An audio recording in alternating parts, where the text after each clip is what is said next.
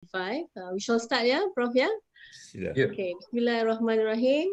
Alhamdulillah Rabbil Alamin. Wassalatu wassalamu ala ashrafil anbiya wal mursalin. Wa ala alihi wa sahbihi ajma'in. Assalamualaikum warahmatullahi wabarakatuh to all of the participants. Yeah, welcome to our session.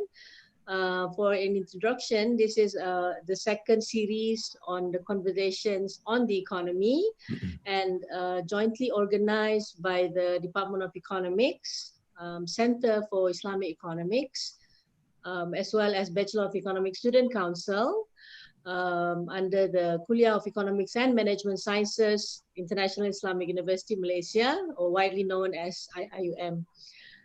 We're going to be focusing on I think most of those who have registered have known that this is actually a topic quite close to the hearts, yeah? So basically, the topic will be looking at COVID-19 policy response options, learning from the world.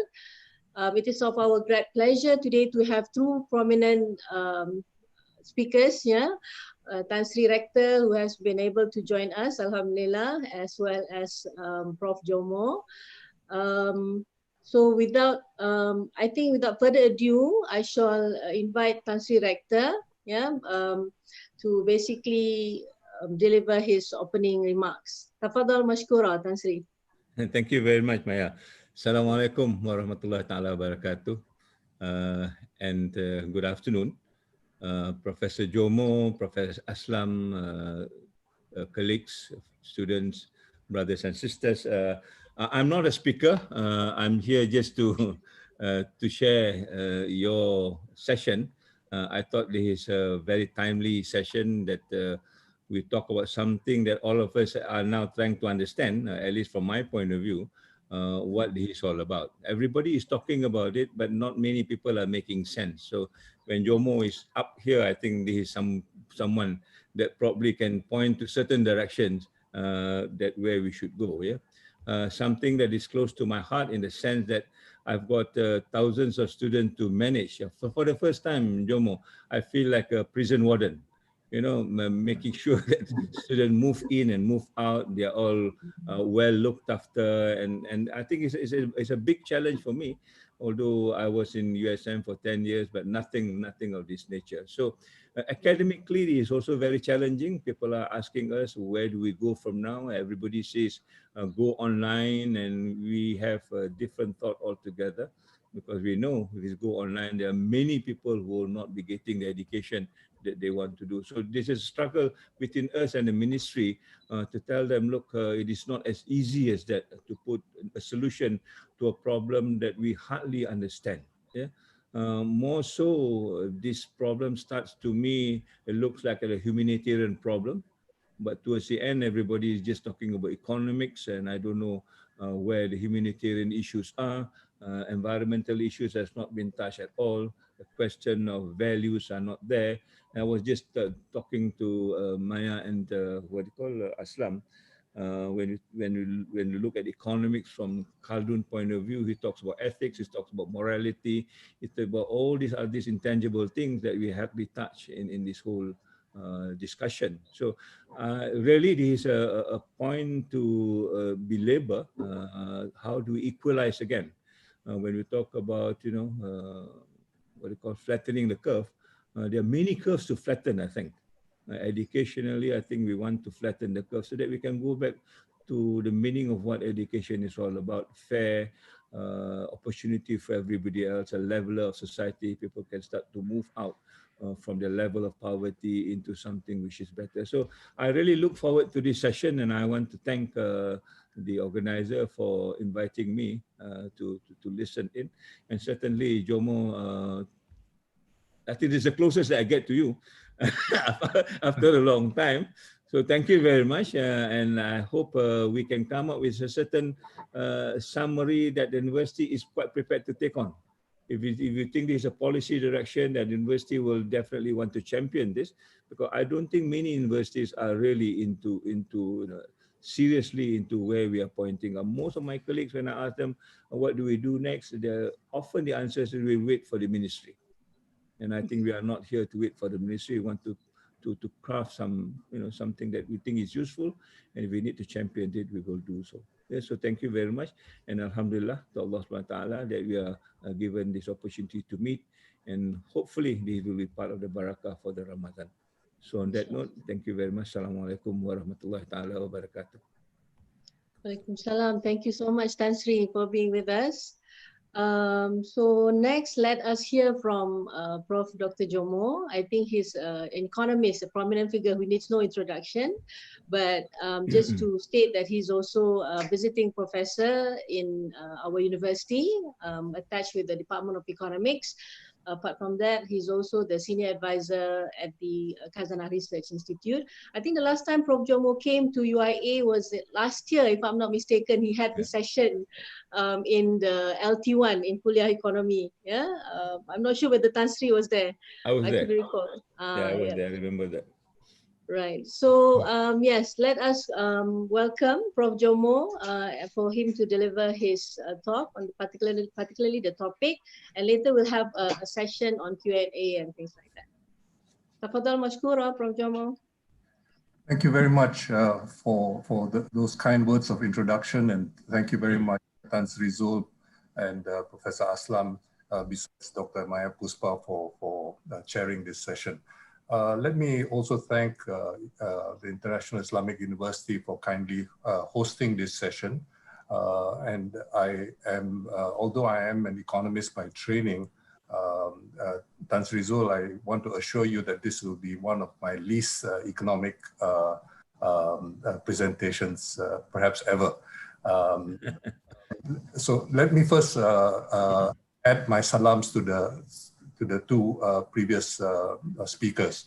I think it's very important that the concept of salam, of peace, also embraces security. There is no peace without security, and security embraces the notion of health, the concept of health.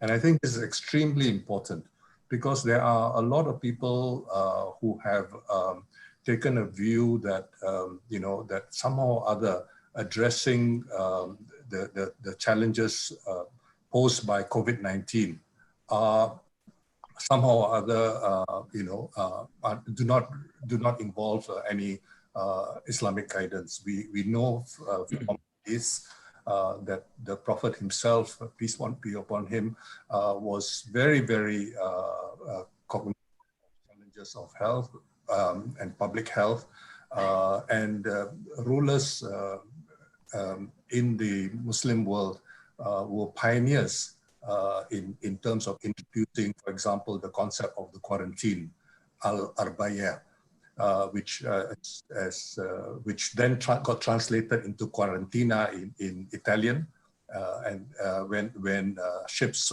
from the Muslim world visited Venice, and it became so it went to the Western world as quarantina, and quarantine, of course, in the English language. So there was very early recognition of the problems of infectious diseases, of contagious diseases.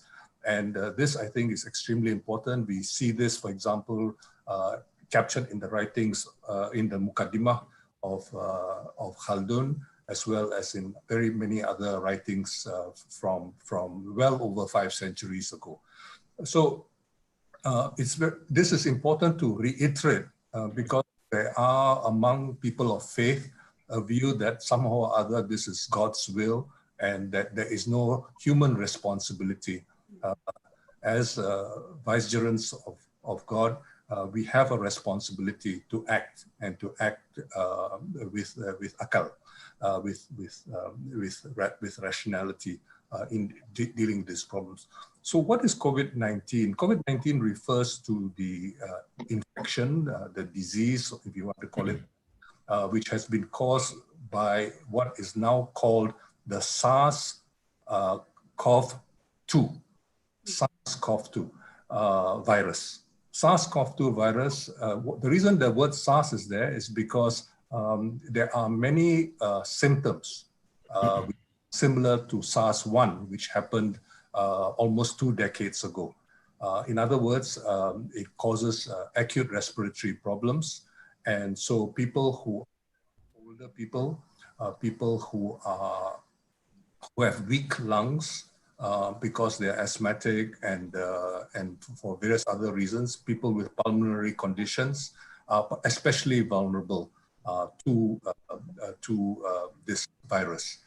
The virus is known now, is believed now to spread through 3 orifices of the face, the mouth, the nose, and the eyes, through the mucus of these 3 orifices. What distinguishes the virus is that it spreads through aerosol. So hence the need for physical distancing. I deliberately use the word physical distancing because social distancing is a pejorative term. It has been used since time immemorial to distinguish people by caste, by class, on various other grounds, including the whole notion of racial segregation. So the leadership of the government of Kerala in India, for example, insisted on using the word physical distancing. Many others have followed suit because it defies the whole notion of social distancing and what it entails historically. Now, what we find is that in many ways, the virus is far more infectious, partly because of its characteristics than many of the recent viruses which have threatened human beings.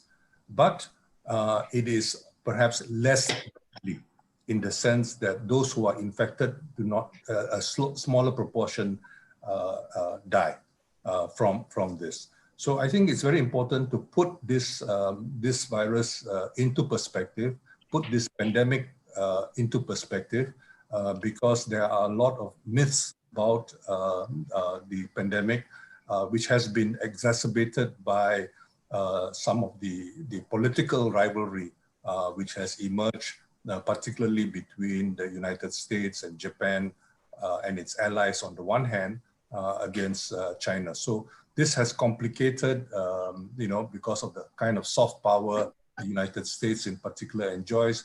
We have a tremendous influencing of the discourse around the virus due to the fact that there is a great deal of, noise, if you can put it that way, political noise due to the political conflicts and rivalry involved.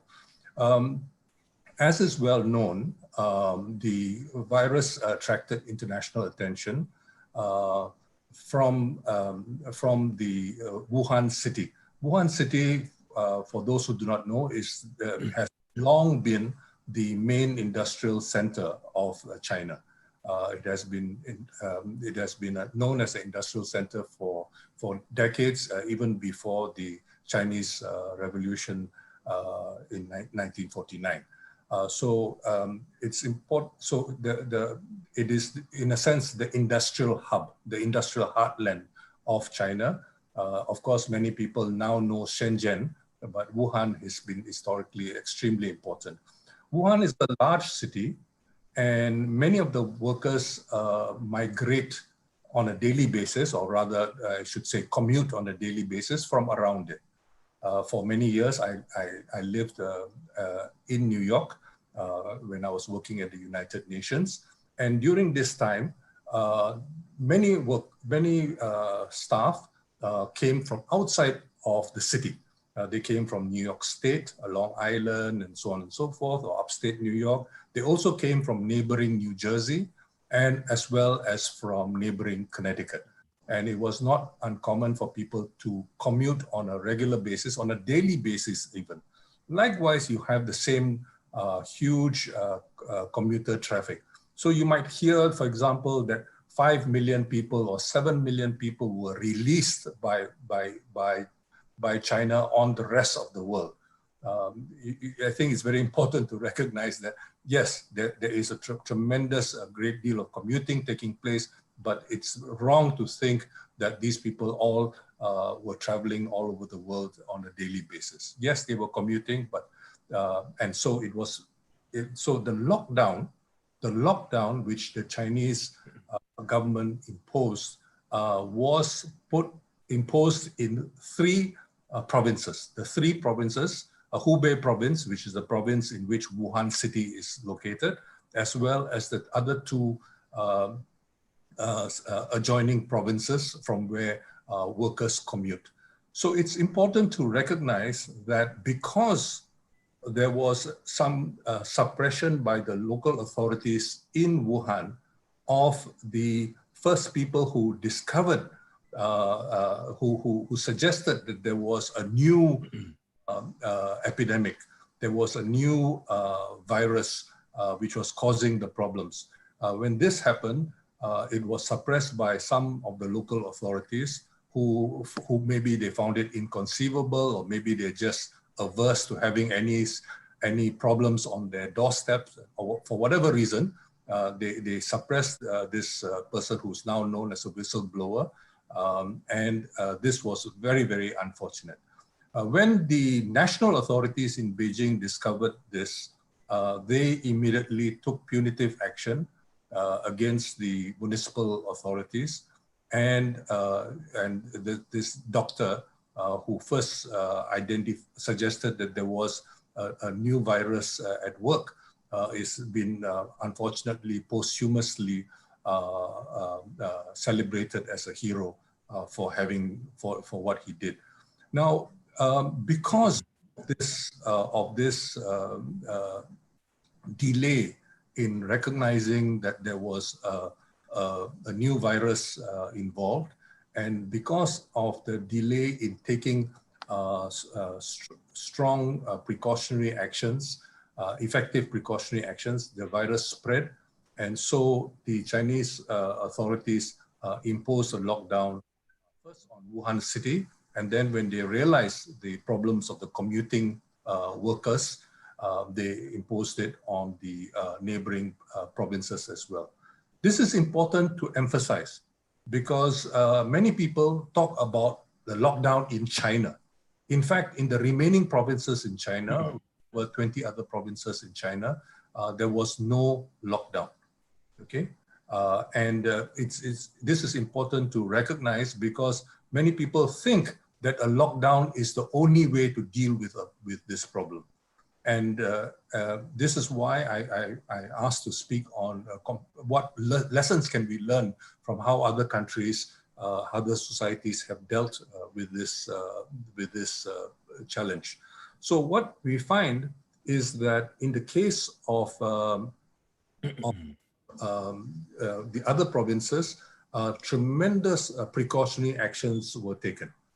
These precautionary actions involved many things, but it involved, among other things, identifying those people with certain symptoms and testing them. And in the case of identifying people who were tested positive, people who were considered infected, the presumption was that they were infectious as well. Okay, so they are capable of transmitting the infection. This is particularly challenging in the case of COVID-19 because there are two delays. Okay, the first delay is for about 5 days or so between being infected and having the body having enough antigens to be tested positive for tests of antigens. Okay, but tests for antigens tend to be rather expensive, and so many people have many countries have adopted the much cheaper tests which are available for antibodies. But the antibodies emerge much later, and almost 2 weeks later. And so there can be a whole period of about almost 2 weeks when somebody who is infected and infectious is not identified as such. This is part of the reason why it is so difficult to deal with this problem. But it's important to recognize, as I said, that in the rest of China, there were there was no lockdown, except perhaps because as those of you who know a little bit about China, Chinese workers have two major holidays every year. One is in the month of October, we sometimes call the Golden Month, and the other is around the Chinese New Year holiday. So you go home just before the Chinese New Year, you spend time with your family and so on, and then you come back after 1 week. In this particular year, Chinese workers were asked to stay on at home for 2 weeks instead of 1 week. And that was so you might say that there was a sort of a partial lockdown, but that was basically what happened in the rest of China. So this is the lockdown, I want to emphasize, represents a failure of precautionary actions. Okay, if you take enough precautionary actions, you do not have to have a lockdown. Now, this it has bearing on many countries. In the case of Malaysia, for example, after the Chinese government, the new Wuhan municipal authorities reported the new virus to the WHO at the end of 2019, on the 31st of December 2019. The Chinese government informed not only the WHO, but also informed many others in the world, including the Malaysian government. And the Malaysian government, 3 days later or 4 days later, on the 3rd of January, actually announced that it was preparing for this new viral infection. Now, it is unclear what actually happened because there has been no full accounting for what happened. But one should remember that the Malaysian government had already been planning for many months to have a Visit Malaysia year during the year 2020. So preparations were all ready to go as far as this was concerned. And when there was suspicion that there was a virus infection, which possibly could come to Malaysia. But there were relatively few precautionary actions taken, and many would argue that although Malaysia was one of the countries in the region which have had experience with other viral epidemics, and just think, for example, those of you who are older, Malaysians who are older will remember that about 15 years ago, there was something called the Nipah virus. And the Nipah virus was named using a Malaysian plant. And of course, there was some pride attached to having this virus named after Malaysia. Now, there's been no recurrence since then, but in 2018, there was a Nipah virus outbreak in Kerala, and some Malaysians were involved in advising them. And part of the stellar response of the Kerala state government, outstanding by any standards, but certainly very different from the rest of the Indian response, is the fact that Kerala had this experience. It has a very high literacy rate, a very high level of scientific consciousness, because as Tan Sri Zul knows, people like the late Haji Idris was very involved and active in promoting this notion of science for the people, of popular understanding of science, and so on and so forth. So all this was extremely important in terms of making Kerala better off. But let me come back to the situation in East Asia. So what is often said is that most viruses and most epidemics, viral epidemics, tend to begin from this part of the world. Now, why is this so? There's a lot of speculation and conjecture Everybody has their own favorite theory, especially in the age of internet. Everybody can express their views, and you have a few scientific terms thrown in. You sound slightly scientific, and people take you very seriously. And so there's a lot of misinformation out there. But what I think is very important for us to recognize is that it is said that the high population of bats in this region, and bats have something in themselves which prevent them from succumbing to viruses which they may be carrying with them. And there has been, for various reasons, which I won't get into right now, because of perhaps disruptions to ecology and so on and so forth, many animals have been displaced, and the consumption of captured of animals is something which is appreciated in many societies. And so the likelihood of what are called zoonotic diseases, transmission of viruses or other infectious substances from animals to humans, is something which has gained greater attention in recent years. When I was working at the Food and Agriculture Organization, for instance, this was a very major concern. And one of the campaigns FAO was involved in was something called One Health. In other words, we don't think of the health of the health of the human being as unconnected to the health of animals and other living beings. And this, I think, is quite important. I have sort of used that notion in my own efforts to try to promote better nutrition. And the whole idea of thinking about nutrition as interrelated, ecologically speaking, for example, soil nutrition affects plant nutrition, which in turn affects human nutrition, because we consume the plants and so on and so forth. So the interconnectedness of human life is one of the wonders of the world, and which we need to really begin to understand and appreciate a bit more.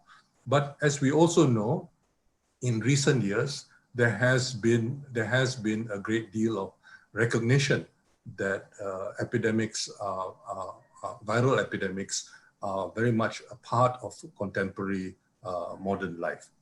In fact, I was in school in Penang, in a school called Penang Free School, and all the houses when I joined were named after Englishmen, except for one house which was called Wu Lien Teh House. Wu Lien Teh was a Penang-born doctor who was very outstanding. He came back to Penang but he was very active in campaigning against opium. Because the British made a lot of money from the Strait settlements, in particular, from the taxes they imposed on opium. So he was very active in the campaign against opium. The British colonial authorities prosecuted him, and although the prosecution was not successful, he was so embarrassed by the whole thing, he decided to leave. He was offered a job in China, and in China he was involved in fighting the plague, a plague transmitted by rodents in Manchuria, and he actually used the whole idea of wearing masks in dealing with the plague. So we have a lot of connections with the whole idea of mask wearing and so on and so forth. And this is very much in connection with the things we are going to be talking about today. Now, coming back to China, the next country where there was a very serious outbreak was the Republic of Korea, or South Korea as we know it.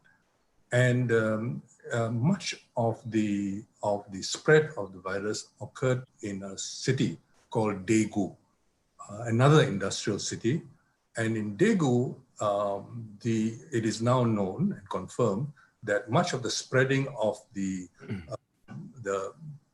infection was due to a secretive religious cult, a Christian cult which operated in Daegu, and they would have secret meetings or semi-secret meetings. I shouldn't give the impression that they were underground or anything like that, but they were quite secretive in their style of work and so on. And they would come together on a regular basis. And so the spread very much. So it's very important to recognize that what is often associated with the so-called Tabligh cluster in Malaysia actually had its precedence in Daegu.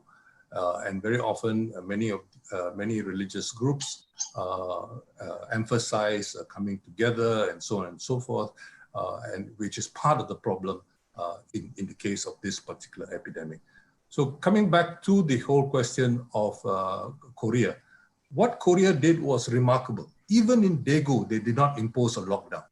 What they did, what they emphasized a great deal of was test. So as Dr. Musa Nordin has emphasized many a time, there are 3 T's: test, test, test. I would take a slightly different view. I would say there are 3 T's, but 1 I. And I think it's very important for us to do the testing, certainly, but it's also important for us to do the tracing because of the delay in the efficacy of the test. It is extremely important for us to be able to trace the people whom somebody who's infected may have come into contact with, because they can in turn communicate the infection to the others. And so testing has to be combined with tracing and of course with treatment as well. But the other element which is very important and brings us back to the notion of quarantining is the whole question of isolation.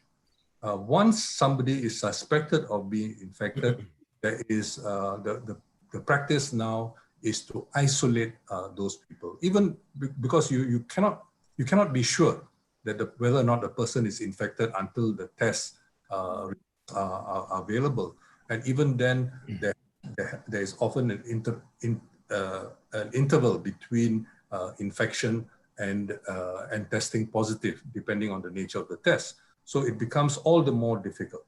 So what we find is that this testing and the Koreans have been quite incredible in terms of innovating the ways you can do testing. You can drive in and have your test done, and a variety of other means they have done. They've used a lot of modern technology. I think the ICT applications as far as testing and so on are concerned are probably the most, have greatly been advanced, and all in a very, very short period of time. So you can see how necessity has been the mother of invention, of innovation, and so on and so forth. And the Koreans have done a very good job at that. And of course, the Japanese and the Taiwanese have learned a great deal from them, and they have kept down the infection rate as well. Now, again, I want to emphasize, without a lockdown. The next case, I think, which is very important for us to learn from, I've already mentioned it, is the case of Korea. The reason I want to mention Korea, and this is especially important in speaking to the IIUM community, is the fact that many many people in the community actually come from societies which are even poorer than Malaysia. And Kerala state is a very poor state. It has a very high level of literacy. It has had full literacy since before World War II. But at the same time, it is actually very poor. It has mainly been an agricultural state. Increasingly in recent years, they have been doing a lot of services, often the services online and so on and so forth. But it has really been very much an agricultural state. And they have also been because of the very high levels of educational achievement, you know, Kerala was the state where many of our teachers, for example, you know, if Tan Sri Zul will remember, you know, my teachers in English medium schools, I had about 4 or 5 teachers in a relatively small school who were from Kerala. They were born in Kerala and they came over to teach mainly science subjects, and this was very important in our education and so on and so forth. So what has happened now is that workers are sought after in India, especially in the major administrative as well as commercial capitals. So you have a lot of Kerala people in places like Mumbai as well as in Delhi. But also in recent decades, many of them have gone to work in the Gulf.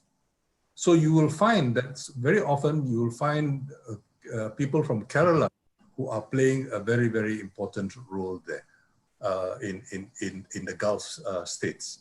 Much of the, not just the backroom work, but even some of the front desk work in hotels and so on and so forth, have people from Kerala who are often you know, well-spoken in the English language and so on and so forth.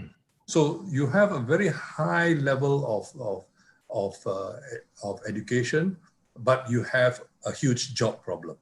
And the result has been a lot of migration. Now, as you all also know, unfortunately, the Gulf is not what it used to be. And there has been this war against Yemen in recent years. And there have also been other tensions in the Gulf region. And the result is that much of the tourism and many of the other services which had developed in the Gulf have basically suffered a setback. And so many of the Keralites, or they are Malayali people who speak a language called Malayalam. Many of them have been have left the Gulf and gone back to Kerala. Some of them, or to other parts of India in some cases. And then when the Indian government imposed the lockdown, many of them lost jobs in places like Delhi and Mumbai. So many of them went back to Kerala, to their hometowns where the cost of living is much lower and so on and so forth. And so one of the big problems the state government of Kerala had to deal with is this reverse migration, not just of people with more money, but very importantly, people with possibly people who were infected. Now, some of the people, the first infection in all of India was also associated with somebody from Kerala who was studying in Wuhan, an engineering student, and had brought the virus back and infected other people in turn. So so Kerala, from the month of January itself, was already involved. But even before the first infection was identified, Kerala began to prepare itself for a possible infection. And they did so through various means, which are very difficult to summarize in detail. But let me just mention 2 things because I think they are extremely important and contrast with what has happened elsewhere. They paid a lot of attention to the people who are self-employed, as well as to casual labor. Okay, casual labor who are likely to lose their jobs as soon as there is an economic shock.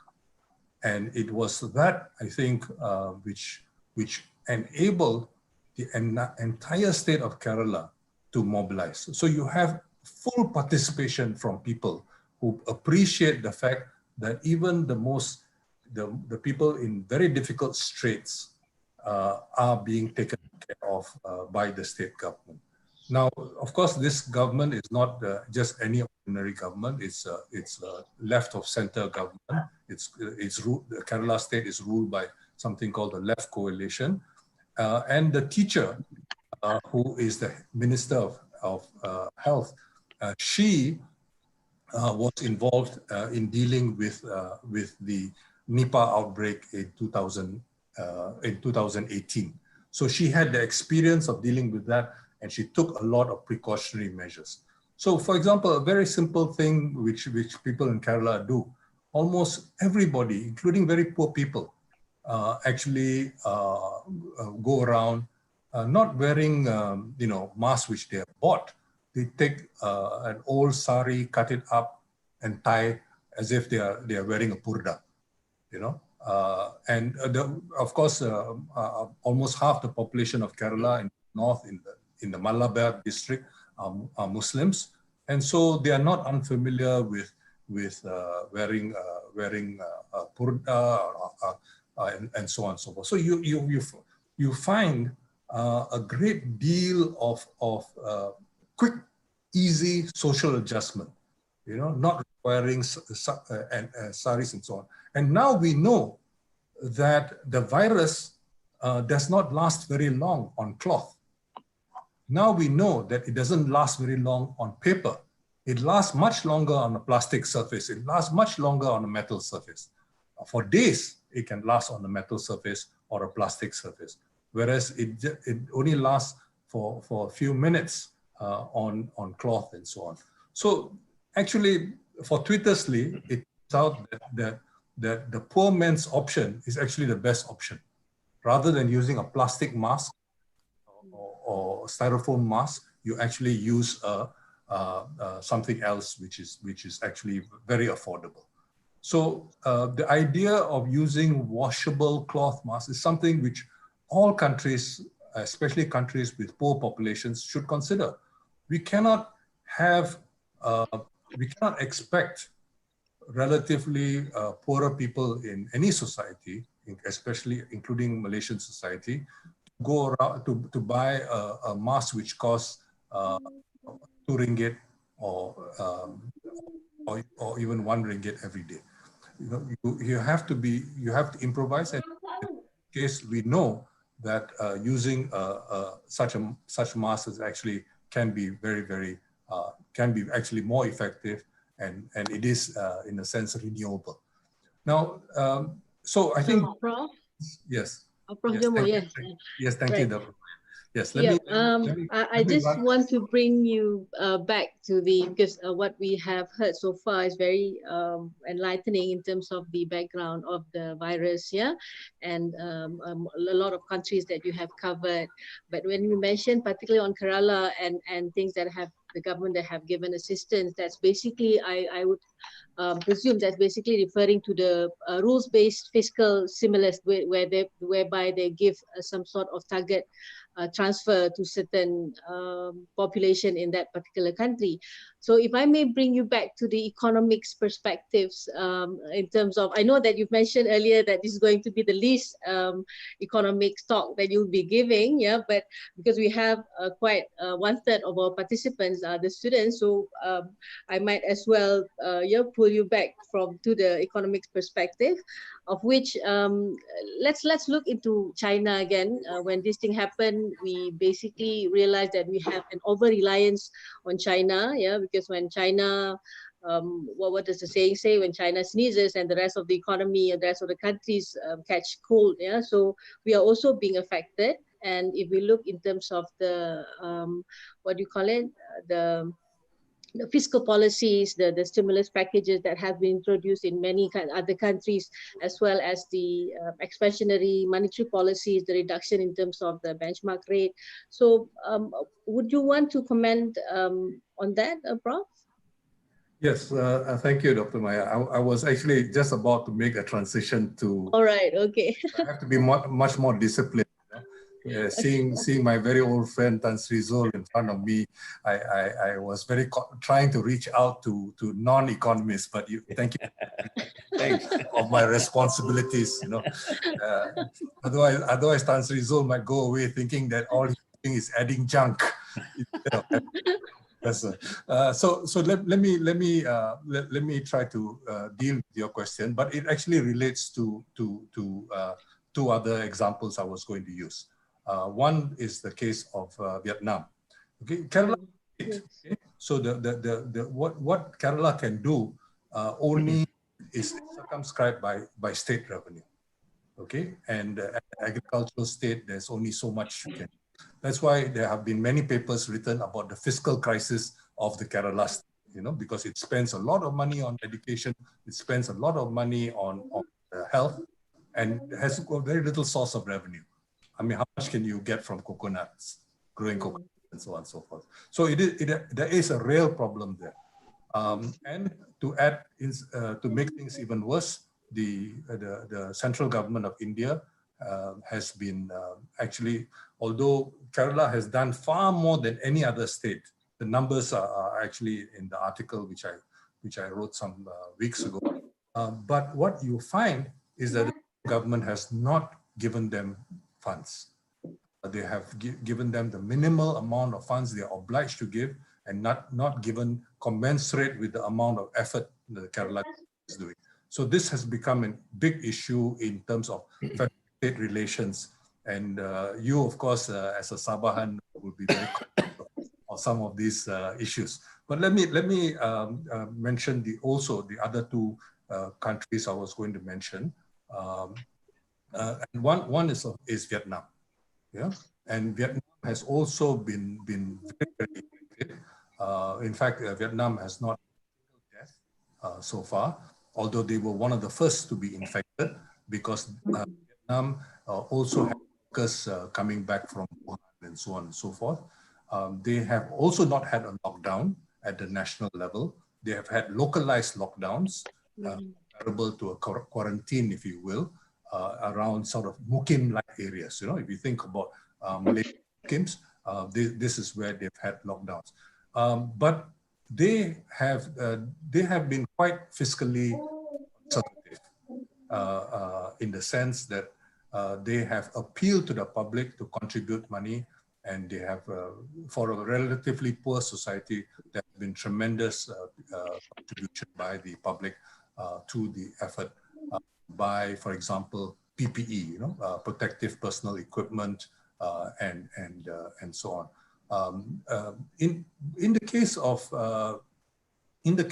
Argentina, which is the other example I was going to use in connection with the fiscal issues, Argentina has done very remarkably. The new government of Argentina only came in December last year, and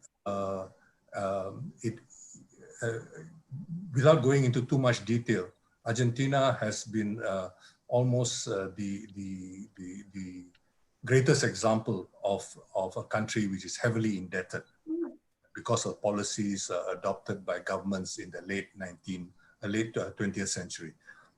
So what has happened is that Argentina has actually done two things.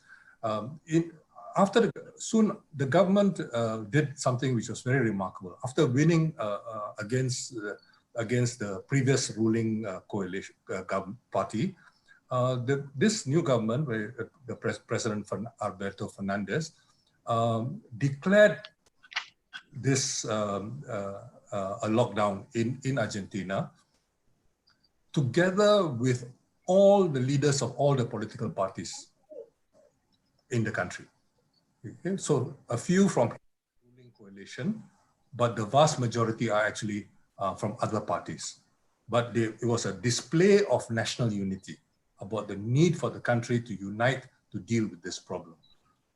Even before Argentina did this, I was actually calling in this country because of the 3 weeks the country lost during the political transition at the end of February and early March. I actually called for a government of national unity to try to deal with the crisis.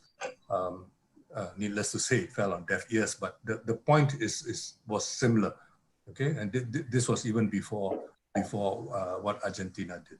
So, but the second time he united the entire political spectrum was when he announced to the rest of the world. After consulting the other political parties, he announced to the rest of the world that the priority is Argentina. The priority is the people of Argentina. It is not the people they owe money to. Okay? This is very important to emphasize because Argentina has been heavily indebted abroad since for many years. The previous government had actually renegotiated to improve the conditions for the debtors. So this actually involved reversing that.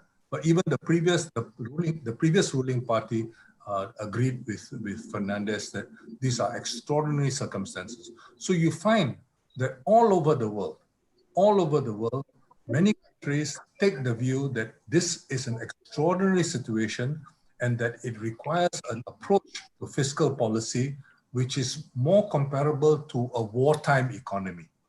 I don't want to push this wartime mobilization too far because it has been abused also. But I think particularly on the fiscal front, this has been important. For example, countries have issued coronavirus bonds and various other things, to fund the fiscal response. Certainly, they have gone further into debt and so on. But this is an extraordinary situation, and if you do not try to overcome with all the means available, it becomes extraordinarily difficult. It's like you're tying your hands behind your back and trying to go into a boxing match. You know, it's just impossible. So this is precisely what has been happening fiscally in different parts of the world. And if I can a little bit and just tell you that my last example was going to be Brazil. And that's a negative example. In the case of Brazil, the president of Brazil has been fighting with all the governors of each state because in Brazil, every state has an elected governor. He's been fighting with all the governors. He has insisted that everybody goes back to work, and the governors have refused to let the population go back to work because of the very major. He basically takes the view that this whole virus is a figment of the creation of the mass media. It's not really a problem. You might remember him as the one who was visiting President Donald Trump and came away from that. So one of the extraordinary things he has done, and this is why I'm very careful about what I mean by wartime measures. One of the extraordinary things that Jair Bolsonaro has done in Brazil has to call for a coup against his own government. Now you think, what is this guy doing? Hey, calling for a coup against his own government? It's not as stupid as it sounds, because what he wants is that when you have a coup and you have a state of emergency, the state governors can be done away with. Okay, so you force the state governors to do what or remove the state governors, and you impose a central government at the state government level. So do what Bolsonaro wants to do. In the meantime, they are opening graveyards in Brazil, and they're using bulldozers to dig graves around the clock. You know, and this is the situation. So Brazil is a negative example. It is the largest country in South America, and unfortunately, it's a very, very tragic negative example. But coming to your question, I think what we have is a situation where you do not play by the normal rules of the game. This is not an economic slowdown due to financial crisis, for example. Yeah. This has what happened in 2008, 2009, or before that, after the Asian financial crisis in 1998. This is a slowdown imposed by the government by imposing a lockdown, the MCO, and now the conditional MCO. So it is not. So to use a football language, it is scoring an own goal. Okay, so so the question is what, and so you find, for example, that you can have so-called wartime measures and try to strengthen the central government authority, as in Brazil, okay, or abuse it in other ways, or you can deal with it effectively by using a lockdown as a measure of last resort.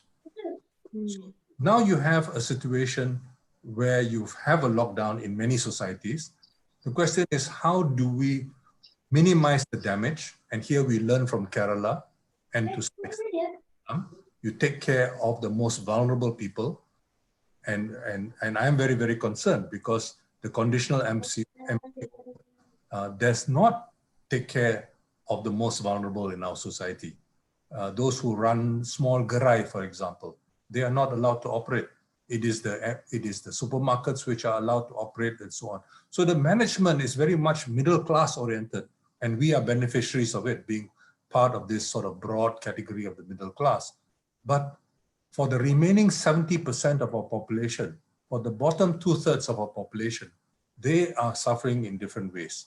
And especially for the urban population, because the MCO is less stringently enforced in rural areas. So these are the people who are the most vulnerable, and they might never be able to recover because they have commitments. They have commitments to the supplies they have received, but they cannot sell the products which they cannot sell. They have commitments in the sense that they have often borrowed resources. They have paid for rental for certain facilities, but they are not able to operate from the rented facilities, and so on and so forth.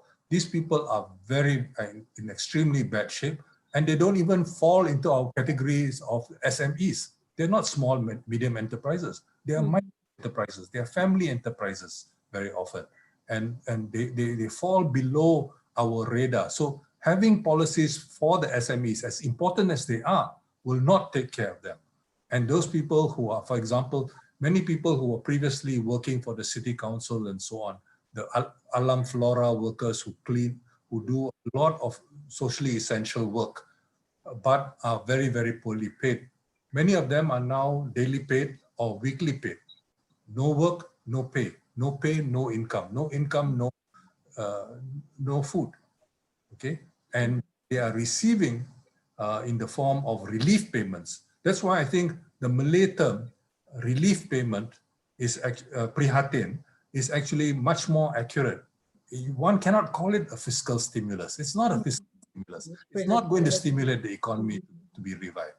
And so it is very important to take the necessary measures to get the economy going as soon as possible and to find ways and means by which many of these people can operate. That's why we have to learn from other societies. In Vietnam, in Kerala, for example, women are still selling in gerai, in markets. Their customers are not allowed to come within 2 meters of them. They have to stand or sit 2 meters away from them. And then only at the point of transaction, they say, okay, I want these vegetables and so on and so forth. At only point of transactions, you hand over, and that's the only point when you come into some kind of contact. Otherwise, you stay 2 meters away from one another. And so it is possible to take a lot of precautionary measures to prevent a resurgence of the infections without necessarily without stopping the economy. So we really need to prepare the population, and that's why it's important to have an all-of-government approach, which just is not focused only on the health ministry or the police, but also involves all the other ministries, preparing the whole of society for what you can loosely call a new normal, how we will need to interact with one another for some time to come. Okay, Prof, we have a lot of burning questions coming in at our chat rooms, right? But I really do agree with your views in terms of taking care of those vulnerable people. I would also like to quote this one article written by Dr. Camilo Felito from Ideas. He said that this economy is not like a frozen food where you can, freeze it and then defrost it anytime and expect things to go back normal and as usual. Yeah. But let me also read some of the questions, posted in the chat room. I think the first one, okay. We would like to bring you back to the U.S. Government, U.S. economy, right? We've seen that the unemployment rate has reached its, if I'm not mistaken, it's an all-time high, about 14.7%. Yeah, but some has basically stated that the U.S. government response is quite inefficient. So, what lead to basically the inefficiency of the response by the U.S. government in your view, Prof? To be quite honest, I have not been following the US as closely as I should, as often as it is, but rather I've been trying to draw attention to how other countries, especially developing countries, have responded well, as well as those which have not responded well. I think in the US we have, because of the unemployment benefits which are available, there is a fairly high level of reporting of people once they lose their jobs. And so, but it's also important to recognize that it's very easy to lose your job in the US because the prerogative is always with the employer in many situations. A very small proportion of the US labor force is actually unionized. And even those who are unionized do not necessarily have many rights. So the presumption is that the U.S. market, labor market, is freer than in other situations. And so we have fairly good numbers in the U.S. of people who are jobless and therefore presumably lacking in income and so on and so forth. Of course, President Trump will blame the state governors for the inefficiencies which you alluded to. And the state governors, of course, will blame President Trump for many of the problems. I think it's also important to recognize that this is an election year. This is an election year. And this is important to recognize partly because we need to try to understand why the Trump administration has radically changed its position. For those of you who still remember, in the early part of January, in fact, for most of January, President Trump praising the Chinese government for its cooperation, for its willingness to share information, and so on and so forth. He was extremely appreciative of China's response. And part of the reason why he was so appreciative was because he had basically, in anticipation of the elections, he had basically been pursuing a U.S.-China trade war, and the Chinese agreed to an agreement in early January, which was quite favorable to the U.S. and enabled him to come out looking very good. So this was something which Trump appreciated from the Chinese. But since then, as you know, so in the early part of this year, Trump's ratings reached an all-time high.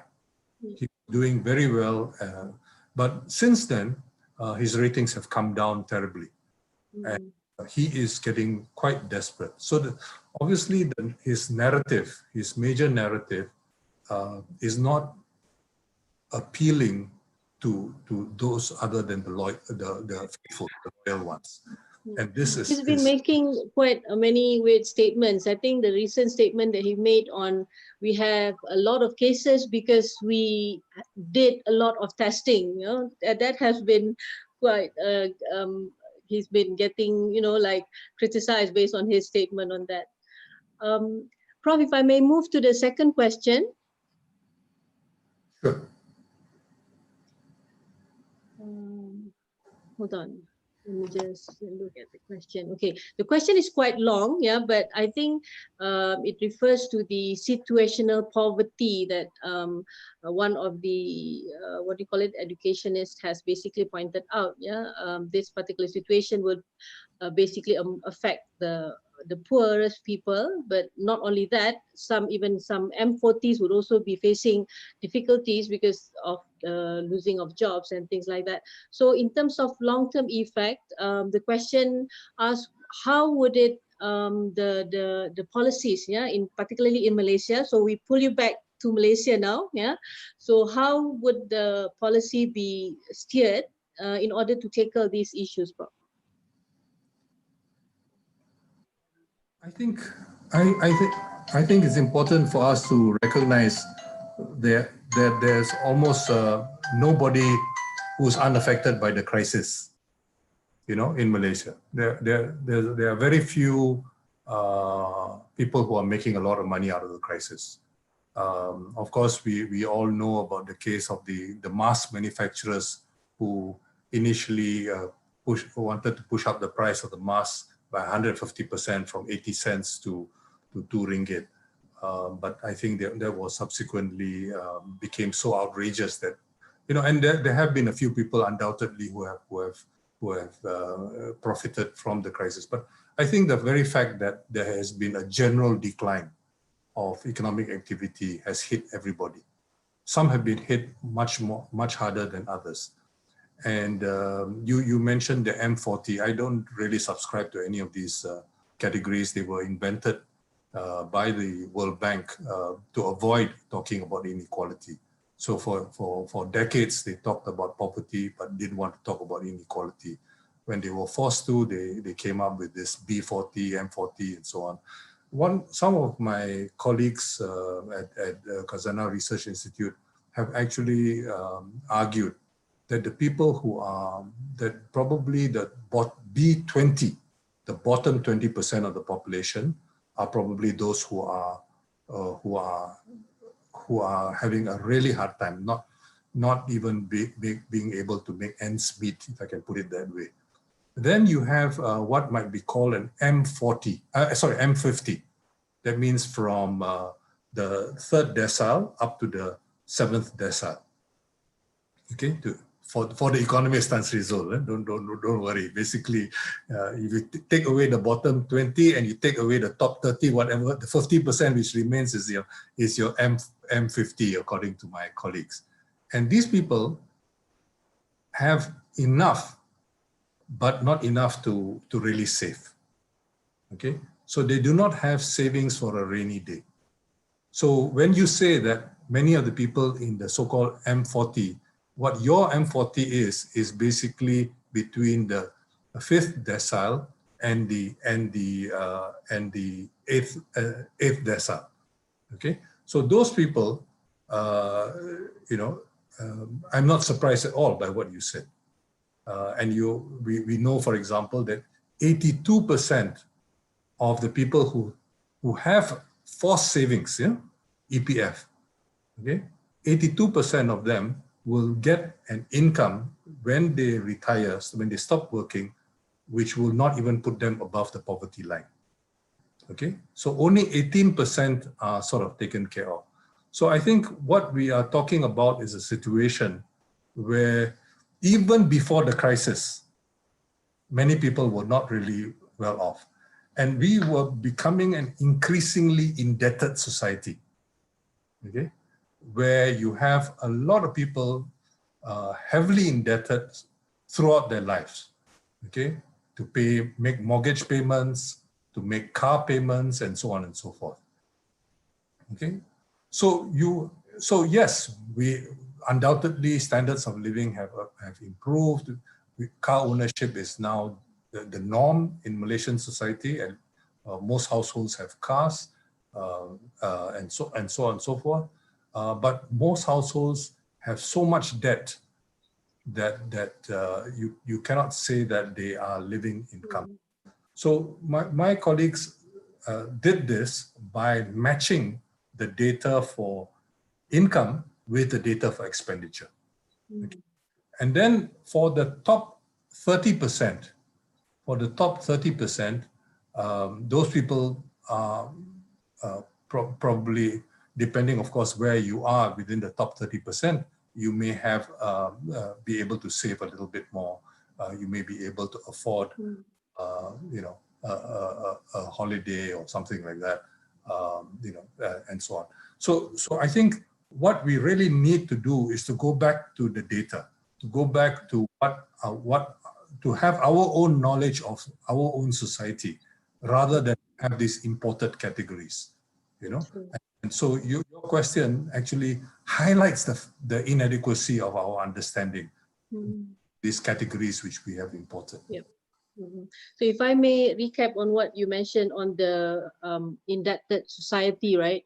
But some, what do you call it? I think MIR have basically proposed to reintroduce GST. And do you think during this time it is wise to raise taxes, given the current situation, and whether, because as we know, the fiscal stimulus package, or the Prihatin package that has been introduced by the Malaysian government, has basically increased the budget deficit to roughly around 6%, if I'm not mistaken. Yeah. So do you think it's wise, Prof, given the current situation, that they are also considering to raise the taxes and or similar things like that? I think that there are two ways you can begin to answer that question. One is by going back to the earlier question as to whether or not you should spend beyond your means, so to speak. My view is that we are living in very extraordinary times, and the time when you unfortunately have to break any kind of budgetary rules and so on and so forth. It's not a license to be for abuse. And there are a lot of concerns now, for example, with all the political appointees to head government-linked companies and so on and so forth. There's a great deal of concern that there's going to be a lot of abuse. But leaving that aside for a moment, and coming back to your big question on taxation, my late friend, Professor Ismail Saleh, he was physically blind, but he saw more than most Malaysians. And what he recognized in his PhD thesis was that income distribution after taxation was more unequal than before taxation. Okay, I need to reiterate that because it's counterintuitive. Okay, we often presume that the tax system is progressive. It is not the case. The tax system in this country is regressive. And he showed this for figures from the 60s onwards, and subsequent work by a Sarawakian economist, Professor Wee, has shown that the inequality of the taxation system has gotten worse. So the big change came with the changes in income taxation and property taxation from the middle of the 1980s. So income tax brackets all came down, and property taxes, some property taxes were even done away with. Okay, and then beginning from that time, you had the advocates of what was called VAT, value-added taxation, and there were a lot of advocates of that, mainly people associated with the IMF at that time in Malaysia. And they were very influential. They were members, they were high-level civil servants and so on and so forth who were doing this kind of advocacy. And I think what it is very important to recognize that the value-added taxation as a tax is relatively efficient as a tax, but it is a consumption tax. It is an indirect tax. And generally speaking, consumption taxes and indirect taxes tend to be regressive. And this was something Ismail Saleh showed, and Professor Wee has also showed. Now, we know then from this, from that the GST sought to rationalize the existing consumption taxes. And to some extent, they did. So the GST replaced the SST, which was a little bit, not exactly very, terribly consistent, and so the GST could be said to be more efficient, and it certainly collected much more revenue than the SST did. But let us not forget, it is a progressive tax. Okay. Now, we know, for example, Professor Thomas Frank at Cornell, for example, has proposed how you can make consumption taxes less regressive. And so during that brief moment when I thought I had some influence on government policy after the May 2018 election, I tried to move the discussion in that direction. But unfortunately, for most politicians, it was GST or no GST. And so, we saw the end of the GST. My own view is that learning from Thomas Frank and others, and more importantly now, is Thomas Piketty, the young fiscal economist at Berkeley. They have been talking a great deal about how to reform the tax system. Now, much of the discussion is focused on Western societies, undoubtedly. But we are copying Western societies all the time, and including in matters of taxation. So there's absolutely no reason why we shouldn't be learning from them, not to simply mechanically transpose what they are proposing for Malaysian society. But this is the way we need to move our discussion forward. Unfortunately, the proposal ignores what Ismail Saleh pointed out long ago, and ignores the possibility of redesigning the taxation system in this country to make it much less regressive to begin with, and if possible, more progressive. Right. I think we need to basically extend our session perhaps to another 15 more minutes, Prof. Yeah, because the questions keep on coming, and I also like to call upon our Back Students Council, the head of our Back Student Council, Brother Rafiq. He has quite a burning question to ask. Brother Rafiq, are you still there? Yes, Doctor. Yes. You may want to ask your question to Prof. Jomo. Thank you, Dr. Maya, for the opportunity. So I would like to ask one thing to Prof. Jomo. I would like to know your thoughts on the one-day parliamentary sitting and the effects of it on Malaysia response policy to COVID-19. Because I think that Parliament is a really important tools for the government to design a policy for every person in Malaysia. Thank you, Prof. Thank you very much, Rafiq. I think you're absolutely right. I think we have not involved the different branches of government enough. As I mentioned earlier, much of what has been done in the MCO has focused on basically the police and the health ministry. There's been very little attention given to, for example, changes which are needed in public transportation, changes which are needed at the workplace to ensure physical distancing, to ensure precautionary measures are taken at the workplace, and so on and so forth. And the question Tan Sri Zul raised about what does it mean in terms of the future of higher education, and the number of children who are basically not going to be able to go to school, and the inadequacy of relying on distance learning, especially when you're relying on Wi-Fi availability, and so many parents do not have Wi-Fi appliances and so on and so forth. So we are going to see possibly, because this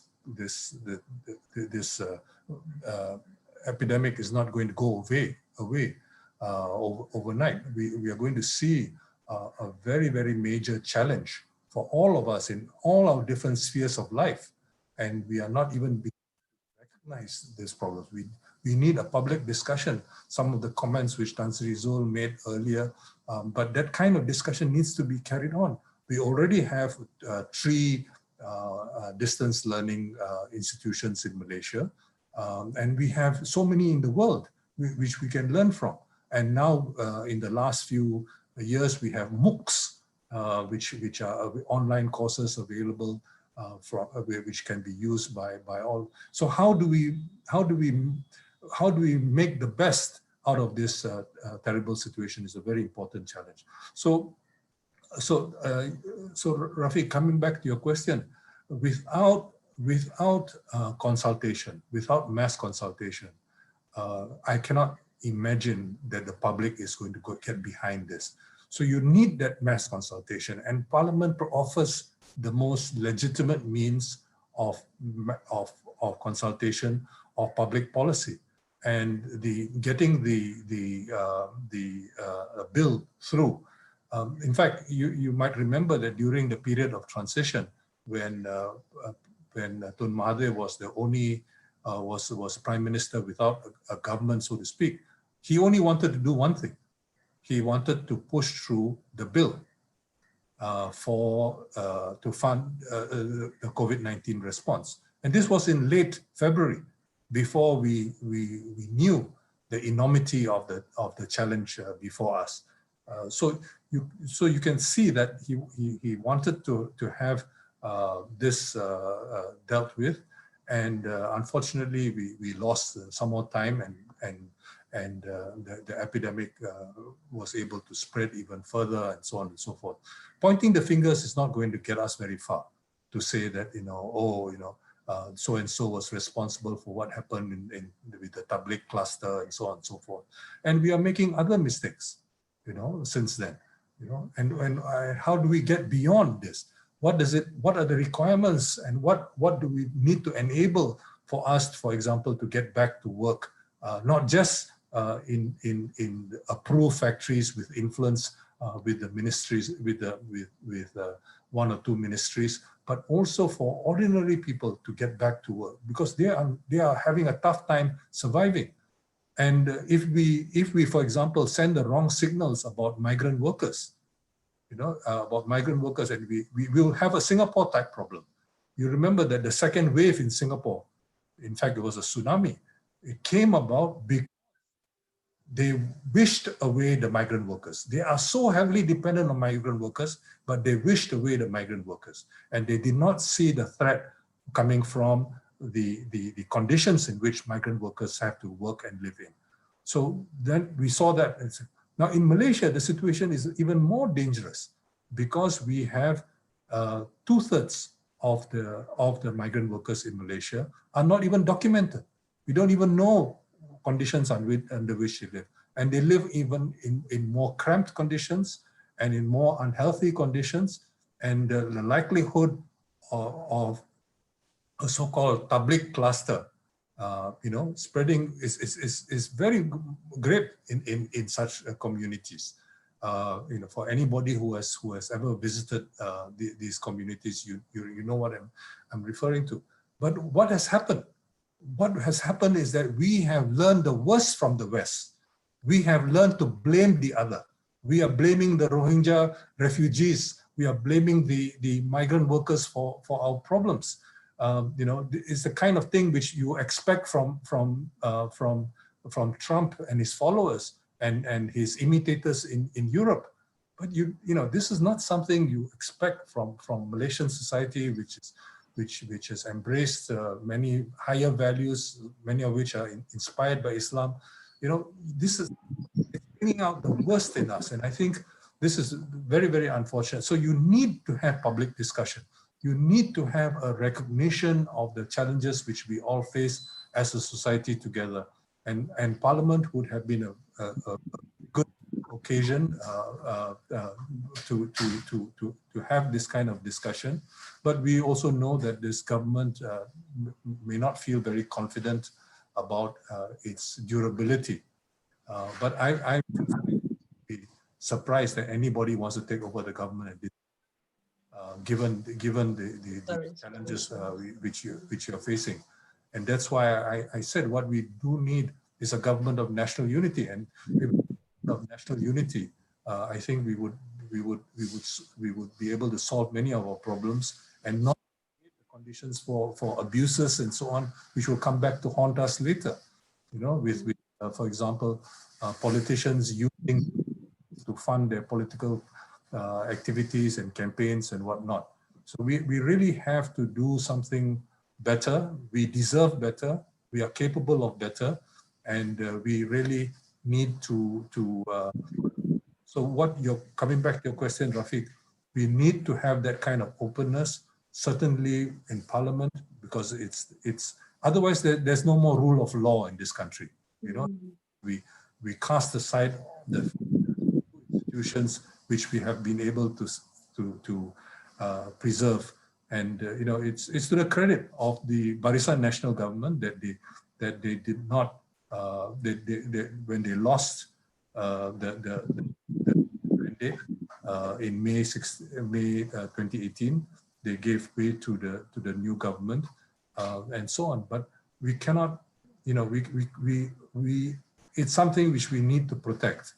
You know, kind of accountability, and there are ways, I think, you know, and I do hope the Prime Minister Mahyudin will and our colleague at IIUM, Dato Mazuki, is obviously has his ear, and hopefully we will be able to have some good sense prevail. But it is important for these few institutions of accountability which exist in our society to be able to function. Otherwise, the alternative, I fear, is not only lack of accountability, not only abuses, but more importantly, I fear we are going to have a government.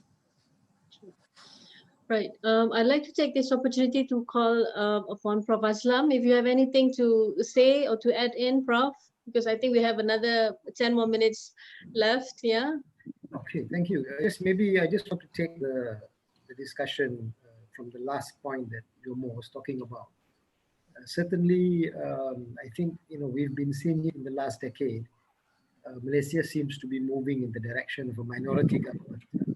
So even if we have, you know, any change, you know, it's going to be another government that is, you know, just barely making it.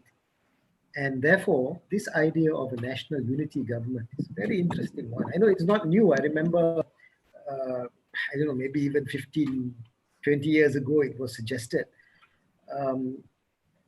How do you think, or what should be done in order to push for this, you know, getting this national unity government? And how would that national unity government make it easier for, let's say, economic policy on development to go through? Because I think now it's always this, you know, whatever policy being proposed by one side, it's the job of the opposition to oppose. So how would it make it easier? Do you think it can happen in Malaysia? I frankly am an optimist by nature. Otherwise, I would have given up long time ago. So one has to always be optimistic, always hope that things can improve and change, and so on and so forth. I think something can happen. You know that the Prime Minister's health has been in question for quite some time now, and I think the Prime Minister did what he did with a particular sense of purpose. We may disagree with his purpose and so on and so forth, but I do not believe that he did it entirely for selfish reasons. The Prime Minister and the former Prime Minister are both from the same party. The Prime Minister and the next Prime Minister to be, according to the promise of the last government, are also on talking terms. I think everybody knows, it's not a secret that Anwar Ibrahim met with the Prime Minister some weeks ago. So I think all this is important. You know, I think we need to have some conversations going, and there are, of course, many vested interests who are dead against it, who are going to do everything possible to sabotage it. So it will take people who are perhaps seen to be above the fray, you know, people seen to be people of goodwill, who may have to become facilitators, if I can put it that way, you know. And perhaps somebody like Tan Sri Zul. Tan Sri Zul has led 4 universities, you know. Obviously, there was confidence among people from different regimes in his leadership capacity and so on and so forth. But he's not. I'm not putting the weight of this entirely on his shoulders. There must be other people as well, you know, people of goodwill. I hope they are not just men, but also women of goodwill who would like to do something, save the nation, and to recognize that these are extraordinary times. Just like I said earlier, that we need to think about some wartime measures in terms of the mobilization of society, that we need to think about mobilizing all of society.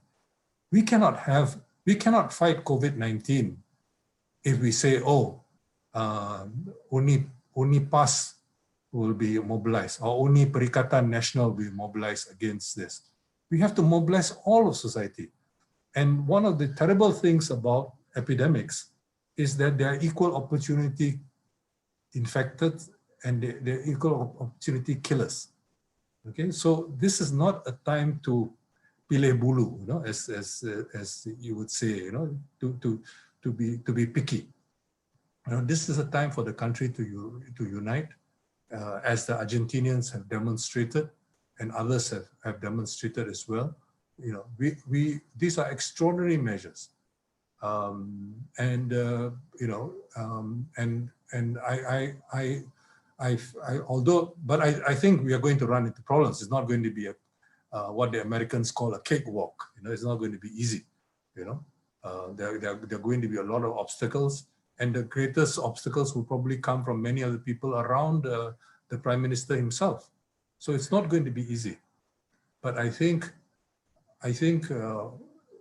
if these are people of goodwill, and I do believe they are, I think we have a chance. We have a chance of creating the conditions under which you suspend the normal rules, so to speak, and you don't go for business as usual. Think about Tun Razak, you know, after May 13th. He consulted very, very widely. He consulted, you know, people like, say somebody like Syed Hussein Alatas, who was from an opposition party at that time. He led the Gerakan, which was an opposition party in those days. He was in the National Consultative Council and so on and so forth. I was recently talking to the daughter of the late Hassan Adli, who was the leader of PAS Youth, and so on. This was before PAS joined the Barisan Nasional. Hassan Adli was also involved in the discussions in the National Consultative Council and so on. And so I do think that statesmen can rise to the challenge and do what is needed, but it's not going to be easy for them for the reasons which are, I'm sure, are obvious to everybody who's listening. And so what we need to do is to create, we need some extraordinary measures, some extraordinary initiatives by people of goodwill to do what is needed so that the country as a whole is better prepared the nation as a whole is better prepared to deal with the challenges which we face. Because, you know, while we are dealing with COVID-19, it doesn't mean that all the other problems we have disappeared. In some ways, some of those problems have become worse. Just look at the price of oil, which has been, and the Malaysian economy can be said to be floating on oil, both petroleum as well as palm oil. So, you know, the price of both are now, you know, are really at an all-time low. This is the time when we need to rethink food, for example. You know, we only think about food safety when our food exports are blocked from going south of the causeway. We need to think about trying to ensure that, you know, again, I'm sorry to keep on mentioning, but I was very glad that IIUM honored the late Haji Idris. He was always very, very concerned about the excessive use of toxic agrochemicals in our food. And we'd hardly pay attention to that. And then now there's greater concern about the excessive use of antibiotics for animal breeding, whether it's fish or poultry and so on. And it has already been projected that at least 10 million people will die by the middle of the century, given current trends as far as due to antibiotics. And many more people will have their responsiveness to antibiotics compromised. So if you go for surgery and the antibiotics used are not effective because you have been consuming antibiotics all the time through eating fish which are having too many antibiotics, or other animals which are having too antibiotics. So these are all problems which we need to begin to face together, you know, and we need to rise above the scoring political points and the appeals to the worst instincts of I don't even want to call it humanity, the worst instincts of mankind, you know, which is unfortunately the turn which we have seen in recent weeks with the anti-Rohingya sentiment, the anti-migrant workers sentiment, and so on and so forth. Right. Thank you so still much. Optimistic. Oh, no, you have covered it very well, mashallah. So I think we really run out of time. We would love to stay more with you, but I suppose we are given about 1.5 hours to conduct the session, but we have basically extended it a bit. I think throughout this, from 2:30 until now, yeah, we have learned quite a lot from you, Prof. Thank you so much. You have basically briefed us on the different experiences from different countries, starting from China, and then you also talk about South Korea, India, yeah, Vietnam, Kerala, also US, and you also come back to Malaysia and looks into the response of the policies. Then what can we learn from those countries? I think, and then it boils down to the national unity government, which is very, very, what do you call it, a very good idea. Yeah, I think most of us would support that. It's just that how are we going to basically tackle that, like what Prof. Aslam has basically highlighted. So in short, Prof, maybe I'll give you another 2 more minutes to round up or just to pass whatever very important message that you want to pass to all of the participants here. Thank you very much, Dr. Maya, and I want to thank you and IIUM and the faculty for this opportunity once again. But I also want to emphasize that why I was so keen about having this lecture on this subject, which as I fully admit, is a subject very which I'm only a recent student of. You know, I've spent much of the last 3 months. You know, very much doing almost but COVID-19, but really focusing very much on developing countries. We look too much to the West. Look at what happened. Tan Sri Zul will know this. You know, the British approach, as you know, was to go for herd immunity. You know, and they didn't do anything. And only after the ICL study, Imperial College of London study, came out, and they showed that, you know, over 1% could die from that approach, the UK government changed itself. But you know, and you find that in Malaysia, everybody who's involved in epidemiology and so on, everybody refers to the ICL study. You know, we are not paying enough attention to what happened in China, what has happened in Vietnam, what has happened in Kerala, and so on. You know, we really need to be reoriented. And the other reason why I'm very, very keen on this opportunity is precisely because there are there is a large thinking international community associated with IIUM. And it is important because so far, if we look at what's happening, we do not have very high levels of infection apparently in South Asia and in sub-Saharan Africa. I don't think they are exempt. I do not take the view that dark-skinned people have kind of natural immunity, which some people actually believe, okay, and so on. I think there are a variety of reasons. And one of the reasons is that there has been less passenger air travel. So you find that in many societies where there has been, you know, which are not, you know, it's very difficult to get to Gabon, for example, okay? But you find a very low level of infection in Gabon.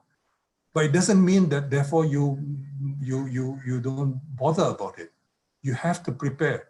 And this is why I think the lessons, particularly from places like Kerala and Vietnam, of relatively poorer societies become so relevant for poor societies all over the world, relatively poor societies, so that people can prepare. You know, and there are many things which we can learn. A poor country, relatively what they call a least developed country like Bangladesh, was developed a pharmaceutical industry precisely because it had this kind of advantage. So you use this opportunity when everybody in the next 1 week will be in touch with their families, because we cannot be with our families for obvious reasons, but we will be in touch with our families to retrain the messages of taking precautionary measures. You know, so let me conclude by wishing everybody the Ramadan Kareem for the duration of the week or less than a week ahead of us, and an Eid Mubarak for the Eid when it comes. Also, please fulfill your responsibility of conveying to our loved ones what kinds of precautionary actions needed and how we need to prepare for new ways of interacting with one another as we go forward, not only in Malaysia, but also well beyond Malaysia. And this is the beauty of IIUM, where you are willing, much more open to learn from international experiences, international comparisons, and so on. So thank you very much for this opportunity. Inshallah. Thank you, Prof. I would also like to take this opportunity to call upon Tan Sri Rector. Do you have anything to add? Is he still there? Tan Sri? Microphone is off. Oh, okay. Tan Sri, your microphone is off. Your mic, yeah. I think whoever is the moderator has to unmute. Okay, unmute him. Yeah. Yes. Okay, he's okay now. Right. Okay, I was saying I would just like to thank Prof. Jomo for opening up so much space for discussion, and also take the point that we need to do something. As a university, I think we must do something. It doesn't matter whether there is a unity government or not. I think it is all within our means, yeah, to convey information, to debates of this nature. Yeah. But one point that I will take from your talk, Prof. Jomo, is what you say, the poor man's option. We have not been looking at the poor man's option. They have been with COVID virus for a long time in a different form, yet they survive.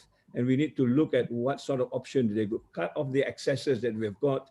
You talk about the indebted society. All this, I think, needs to be relooked again, so that we will really, quote unquote, if you want to talk about a new normal, there's a kind of new normal that we need to get back. And I think the university is ready for this, as long as we can understand what it is all about and move on, maybe create an example, a kind of a template where we can demonstrate what it is all about as far as unity is concerned. So I would like to thank you once again. Hopefully it's not the last time. Maybe we can call you again on other occasions. But thank you very much. Karim Mubarak, and also if I don't see you for Hari Raya, Selamat Hari Raya Aidilfitri, Maaf Zahir Batin. Thank you so much. Right. Thank you, Tan Sri. Thank you, Prof. Jomo. Thank you, Prof. Aslam. And thanks to all of the organizing committee. I would like to take this opportunity to say, stay home, yeah, stay productive, stay healthy. And I think I just add one more to that, reflecting from Prof. Jomo, stay positive as well, yeah. So Eid Mubarak, thank you so much for participating with us. So I see you, inshallah. I see you and I see you whenever we have another session. Okay. Assalamualaikum warahmatullahi wabarakatuh. Waalaikumsalam. Alhamdulillah.